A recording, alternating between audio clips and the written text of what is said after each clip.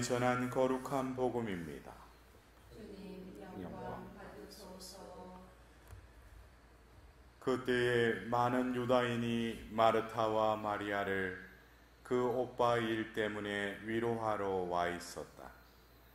마르타는 예수님께서 오신다는 말을 듣고 그분을 맞으러 나가고, 마리아는 그냥 집에 앉아 있었다. 마르타가 예수님께 말하였다. 주님께서 여기에 계셨더라면 제 오빠가 죽지 않았을 것입니다. 그러나 하느님께서는 주님께서 청하시는 것은 무엇이나 덜어주신다는 것을 저는 지금도 알고 있습니다. 예수님께서 마르타에게 너의 오빠는 다시 살아날 것이다 하시니, 마르타가 마지막 날 부활 때에 오빠도 다시 살아나리라는 것을 알고 있습니다 하였다. 그러자 예수님께서 그에게 이르셨다. 나는 부활이요 생명이다. 나를 믿는 사람은 죽더라도 살고, 또 살아서 나를 믿는 모든 사람은 영원히 죽지 않을 것이다. 너는 이것을 믿느냐? 마르타가 대답하였다. 예, 주님, 저는 주님께서 이 세상에 오시기로 되어 있는 메시아시며 하느님의 아드님이심을 믿습니다. 주님의 말씀입니다. 그리스도님 찬양합니다.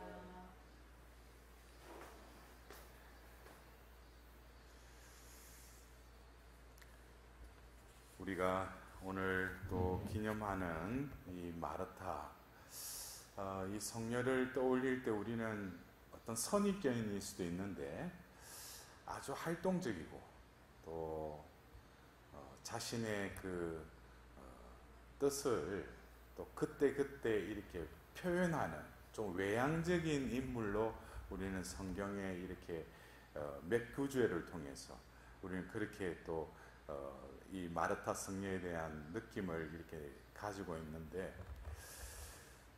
우리가 그래서 뭐 교회에서 뭐 마르타와 그의 동생 마리아를 어떤 활동과 관상의 어떤 모델로 또 우리가 이렇게 비교를 하기도 합니다. 그러나 우리가 살면서 이 활동과 이 관상이라는 것은 우리가 영성 생활을 하는 데 있어서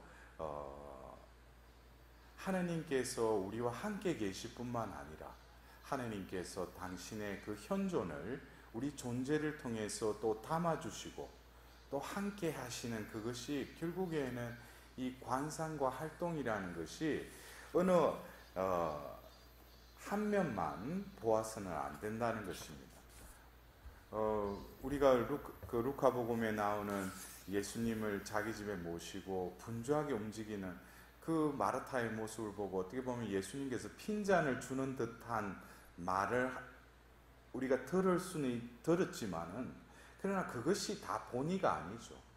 마르타가 예수님을 자기 집에 모시려고 했던 것은 어떻게 보면은 그 오빠의 친구였기도 했고, 또 그분을 극진히 대접하고 시중들려고 했던 것도 그 예수님을 사랑했기 때문에 또 그렇게 바쁘게 이렇게 움직이지 않았겠어요? 오늘 우리가 들은 이 요한복음 11장에는 마르타가 그렇게 활동했던 그 예수님의 그 존재에 대해서 분명히 알고 있었다는 거예요. 오늘 우리가 들은 복음의 마지막 부분에 예 주님, 저는 주님께서 이 세상에 오시기로 되어 있는 메시아이시며 하느님의 아드님이심을 믿습니다. 어떻게 보면은 분명한 그 신앙의 그 핵심을 이 마르타는 알고 있었다는 것이죠. 그래서 우리가 어떤 경우에 활동한다는 것, 활동도 결국에는 이 신앙의 정점인 여기에서부터 시작되지 않으면은 그 말 그대로 겉으로만 분주한 허드렛 일만 하는 그렇게 전락할 수도 있다는 것이죠. 어떻게 보면은 그분이 나의 구세주고 또 메시아이고 또 하나님의 아드님이시라는 그 신앙이 내 안에 머물러 있다면은 그 활동도 역시 하나님의 그 은총에 의해서 움직여질 수밖에 없다는 것이죠. 왜? 신앙은 하나님이 주시는, 우리에게 주시는 선물이기 때문에 그 신앙의 그 본질이 내 안에서 이루어진다면은 그러한 존재를 통해서 하나님께서는 당신의 현존을 드러내시는 것이죠.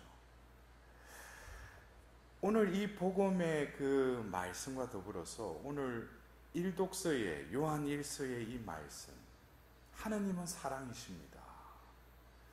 이것은 어떻게 보면은 우리가 쉽게 알고 있는 것 같지만 진정으로 내가 이 말씀을 알고 있느냐에 대해요. 알고 있을 뿐만 아니라 믿고 살고 있느냐 이것이죠. 하나님은 사랑이십니다. 그러니까 하나님은 바로 사랑 그 자체시라는 거예요. 그렇다면은 우리가 그리스도인으로 살아가면서 어떤 율법학자가 예수님께 가장 첫째 가는 계명이 무엇입니까? 라고 할 때 마음을 다하고 생각을 뜻을 다하여 한 분이신 하느님을 사랑하라. 그와 못지않게 뭐예요? 내 이웃을 내 몸과 같이 사랑하라. 어떻게 보면은 이 사랑하라 이 계명은 어떻게 보면 이 그리스도교인으로서 살아가야 될 삶의 정점이기도 하죠. 그리고 우리가 꽃피워야 될 어떤 열매도 사랑이죠. 사랑으로부터 해서 사랑으로 시작된다면 다른 말로 하면 뭐예요? 하나님으로부터 시작해서 하나님으로 끝나는 삶이라는 거예요. 우리는 어떤 때 이웃을 사랑해야 된다. 이 사랑을 어떤 행위적인 차원에서 이해할 수도 있어요. 아, 내가 이웃을 사랑해야 된다. 그러나 하나님은 사랑이십니다라고 할 때 이 사랑은 바로 존재를 가르치는 거예요. 여러분들 이거를 잘 우리가 깨달아야 돼요. 사랑은 어떤 행위 이전에 존재라는 거예요. 왜? 하나님은 사랑이시기 때문에. 그렇다면 우리가 사랑하라 할 때 사랑하라라는 것을 행위적인 것으로 이해한다면 그것은 하나님을 차치해버리고 내가 생각하는 그 사랑의 카테고리로 들어갈 수 있다는 거예요. 내가 누군가를 사랑해야 한다. 이것은 이미 뭐예요? 사랑은 하나님 존재 그 자체인데 우리가 어떻게 이웃을 사랑할 수가 있어요? 여러분들 이 뉘앙스가 그래서 이 요한복음사가는 그것에 대해서 어떤 논법에 의해서 이걸 풀어주셔요. 그래서 첫 번째 이 요한 1서 4장 7절에는 사랑하는 여러분 서로 사랑합시다. 우리도 사랑해야죠. 그러나 여러분들 이것이 어떤 때는 내가 우리 가족들, 우리 공동체 형제자매들 사랑하는 것 같이 느껴질 때도 있어요. 그런데 어떤 때는 믿고 판단하고 내 마음속에 어떻게 저 형제자매를 어떻게 사랑해 분심에 빠지는 경우도 있어요. 그런데 우리가 이 말씀을 대로 살아야 된다면은 우리는 주님 제가 이웃을 사랑하고 싶은데 제가 사랑하지 못해요. 계속 그 딜레마 속에 계속 뱅뱅뱅 돈다는 거예요. 거기에 대해서 바로 이 요한복음사가는 사랑하는 여러분 11절에 하느님께서 우리를 이렇게 사랑하셨으니 우리도 서로 사랑해야 합니다. 조금 전에 이 4장 7절에는 서로 사랑합시다. 그러니까 우리에게 하는 명령같이 들리죠. 그러나 이 11절에는 하나님께서 우리를 이렇게 사랑하셨으니 우리도 서로 사랑해야 합니다. 서로 사랑합시다. 그 전에 뭡니까? 또 단수가 붙죠. 하나님께서 우리를 이렇게 사랑하셨으니 우리도 서로 사랑합시다. 그러니까 여기서 요한복음사가가 서로 사랑합시다. 이것은 그 전제가 뭐예요? 하나님이 우리를 사랑하셨으니 서로 사랑합시다. 그러면 좀 더 이게 처음에 딜레마가 이게 하느님이 우리를 사랑하셨으니, 그렇다면 우리가 사랑하는 것은 내가 생각하는 그 카테고리의 사랑이 아니라 바로 하느님이 우리를 사랑하신 그 사랑이 우리가 해야 될 그 사랑이라는 것을 또 깨달아야 되겠죠. 그렇다면 내가 지금 우리 가족들, 우리 형제자매 사랑해야 되는데 그 사랑은 어떻게 보면 자기가 생각하는 자기 범주 안에서 이거를 실행하면 오늘 내가 사랑했다라고 하는 자기의 사랑일 수 있다는 거죠. 그렇다면은 이 요한복음서가 말하는 우리 그리스도 교인으로서 살아야 될 그 계명, 내 이웃을 내 몸과 같이 사랑해라는 이 사랑은 바로 첫째가 하는 계명인 바로 하나님을 사랑하는 것이 우리의 마음과 우리의 존재를 온전히 하나님께 향할 때 내리사랑과 같이 하나님으로부터 우리에게 그 사랑이 임하시고 그 사랑이 내 안에 머무를 때 비로소 이웃을 사랑할 수 있다는 거예요. 여러분들 이해가 되셔요? 그래서 거기에 대해서 또 요한복음사가는 우리가 알아듣도록 이렇게 13절에 이렇게 말씀하셨어요. 하나님께서는 우리에게 당신의 영을 나누어 주셨습니다. 우리는 이 사실로 우리가 그분 안에 머무르고 그분께서 우리 안에 머무르신다는 것을 압니다. 여러분들, 제가 아까 말씀드렸죠. 사랑은 행위로 드러나야 되기도 하지만 사랑은 존재로부터 나온다는 거예요. 하나님이 사랑이시니까. 그렇다면은 예수님께서 그 최후의 만찬 때 오히려 내가 가는 것이 너희들에게 유익하다. 그분이 오시면 내가 한 말을 깨닫게 할 뿐만 아니라 그 말씀대로 진리대로 살아가도록 그 협조자께서 우리를 도와주신다고 그랬어요. 이 영께서 우리에게 임하셨다라는 것은 그 성령은 삼위일체의 하나님의 한 위격이시잖아요. 하나님이 내 안에 머무르시는 거 아니에요?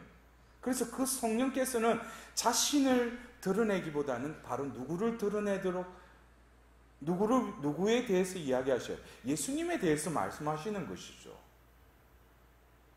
결국 우리가 교회 안에서 성령의 역사하심을 보면은 결국 그 성령께서 어떤 현상과 어떤 사람을 통해서 역사하실 때 그것은 바로 2000년 전 오셨던 그 예수님의 공생애 때 하셨던 그것을 다시금 우리의 눈에 보이는 존재를 통해서 그대로 재현하시게끔 하는 거예요. 그것은 그 사람이 한 것이 아니라 그 안에 계신 영이 예수님, 바로 그리스도를 드러내도록 부르심 받은 그리스도인들을 통해서 함께 하신다는 것을 바로 영을 통해서 드러내시는 것이죠. 그래서 우리는 어떻게 보면은 내가 이웃을 사랑해야 되는데, 하느님 사랑해야 되는데, 그 딜레마에서 요한복음사가는 하느님의 아드님이심을 고백하면, 아까 마르타가 그 예수님을 메시아, 바로 하느님의 아드님이라고 고백했죠? 고백하면 하느님께서 그 사람 안에 머무르시고, 먼저 뭐예요? 하느님께서 그 사람 안에 머무르신다는 거예요. 그 사람도 하느님 안에 머무릅니다. 결국 우리는 이 사랑의 명제, 우리의 사랑의 숙제를 자꾸 행위적인 데다가 그 의미를 두다 보니까 또 다른 쪽으로 빠져나가 버리는 거예요. 이거를 존재로 우리가 다시금 옮아와서 결국 내가 사랑하지 못하는 것은 원인이 뭐예요? 이미 나에게 영을 부어주셨고 그 사랑 자체이신 존재, 그 사랑이 내 안에 머무르지 않으니까. 그래서 제가 어떤 때는 고해성사 볼 때 우리 신자들이 와서 그래요. 그 남편이 믿고 이웃 누구 레지오 다느니 믿고 그래서 성당 가기 싫다고. 그럼 가지 마세요. 근데 그런 말을 이 고백을 듣다 보면 제가 또 다시 되물어요. 요즘 어떻게 기도 생활 제대로 하십니까? 성사 생활 충실히 어떻게 하십니까? 규칙적으로. 그러면은 많은 경우 그걸 안 하고 있어요. 우리가 기도 생활을 왜 해야 될까요? 하느님과의 친교잖아요. 우리가 아침에 일어나서 또 낮에 또 순간순간에 또 잠들기 전에 저녁 기도, 이것이 우리가 해야 될 의무이기 때문에 한다면 아직 그분은 뭐예요? 아직 기도의 본질을 모르는 거예요. 우리가 사랑하는 사람은 어떻게든지 전화도 하고 싶고 뭐 또 만나고 음식도 먹고 또 헤어지고 있어도 그 사람 생각으로 뭐 가득 차 있잖아. 사랑하니까. 그것처럼 그 관계가 떨어져 있던 같이 있던 일치되어 있다는 거예요. 그래서 우리가 이 유명한 그 너무나 심플하면서 이 진리를 우리가 살지 못하는 것은 깨닫지 못하기 때문인 거죠. 누구나 다 알고는 있어요. 근데 깨달은 영혼들이, 깨달은 영혼이라면 삶으로 그게 드러나겠죠. 왜? 깨우쳐 주시는 분은 내가 깨닫는 것이 아니라 성령께서 깨닫게 해주시다면 바로 성령께서 그 삶을 통해서 열매 맺게 하시는 분도 하느님이시라는 거예요. 그래서 바로 그 요한일서 4장 그 16절에 하느님은 사랑이십니다. 사랑 안에 머무르는 사람은 하느님 안에 머무르고 하느님께서도 그 사람 안에 머무릅니다. 여기서 사랑과 하느님은 뭐예요? 같은 존재이죠.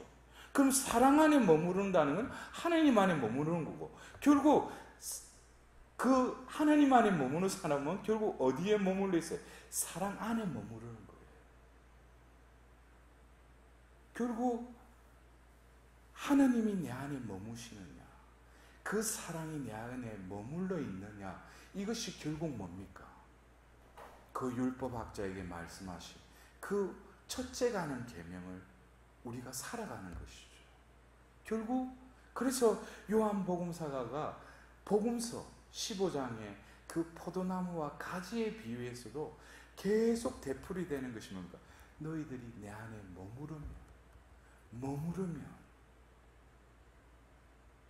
그래서 우리가 오늘 기리고 있는 이 마르타 성녀도 우리가 겉으로 볼 때 활동만 하고 분주하고 뭐 좀 보면 천방지축처럼 그렇게 보일 수 있지만은 그의 마음보에는 예수님이 어떤 분이시라는 것, 그 신앙에 대한 분명한 그 정체성, 신앙인의 정체성을 깨닫고 있었다는 거예요.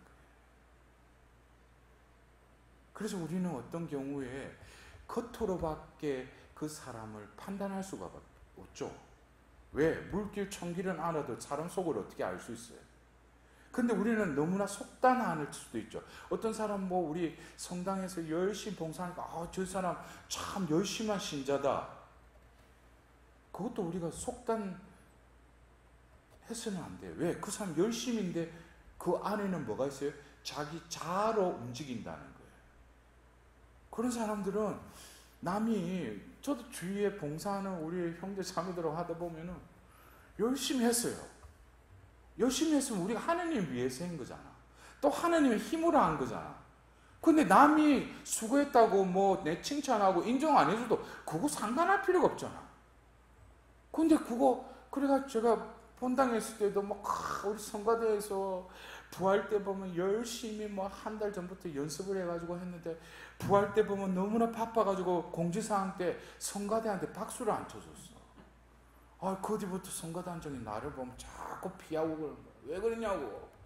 신부님 그래도 우리가 수고했는데 한번 박수라도 해가지고 신자들한테. 자기들이 무엇 때문에 했느냐 이게.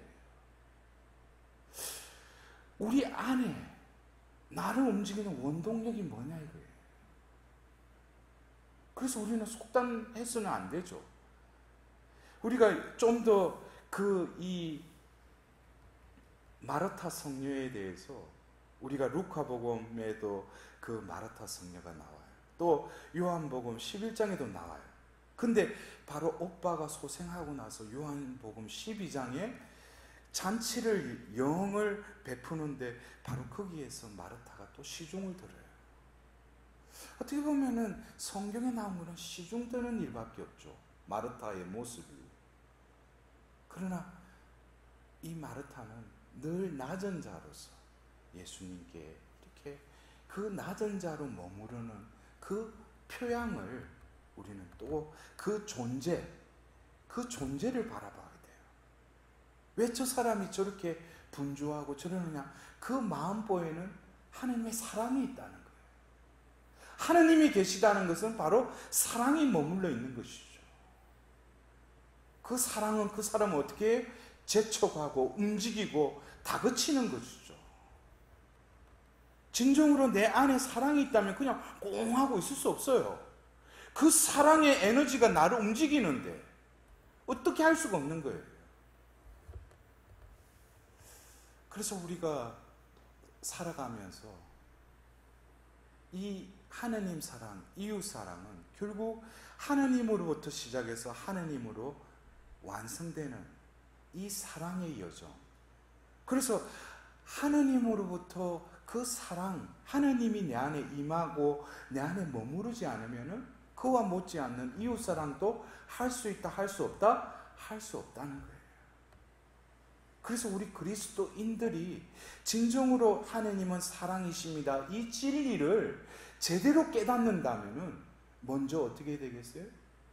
마르타의 그 또 동생 마리아가 예수님 발치에서 늘 그 말씀을 귀담아 들었듯이 하나님 앞에 나아가서 머무는 시간이 필요하겠죠. 그러면서 은총이 나에게 임할 수 있도록, 또 그리고 내 마음의 영혼의 그릇에 그 은총이 담겨질 수 있도록, 그리고 더불어서 마르타와 같이 뭐예요? 자기가 하는 것이 아니라 그 은총이 그를 움직였을 때 그를 통해서 뭐가 흘러가는 거예요? 하나님의 은총, 하나님의 사랑이 흘러가는 거예요.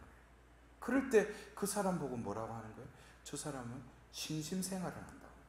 여러분들 신심이라는 것이 그냥 지성적으로만 내가 많이 알고 그냥 앉아서 기도하는 그게 신심생활이 아니에요.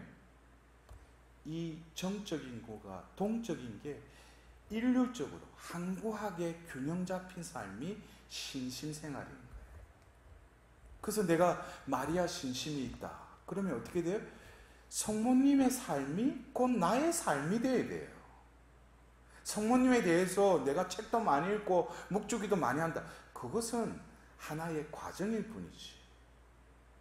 그래서 우리가 그리스도인으로 살아가는 데 있어서 오늘 우리는 마르타의 존재를 바라봅시다. 성경에 드러나는 단편적인 표면적인 그것을 보고 성녀 마르타 성녀지만 좀 천방지축이고 좀 그런 것 같아. 그러나 그 존재가 바로 하나님이 함께 하셨다는 것. 우리들도 진정으로 오늘 기리는 이 성녀 마르타와 같이 우리 안에 하나님, 사랑 자체이신 그분을 모시고 나도 그분 안에 머무를 때 결국 이웃을 사랑할 수 있는, 이웃께 시중들고 봉사할 수 있는 그리스도인으로 살아갈 수 있도록 오늘 이 미사를 통하여 하나님께 자비를 구하도록 합시다.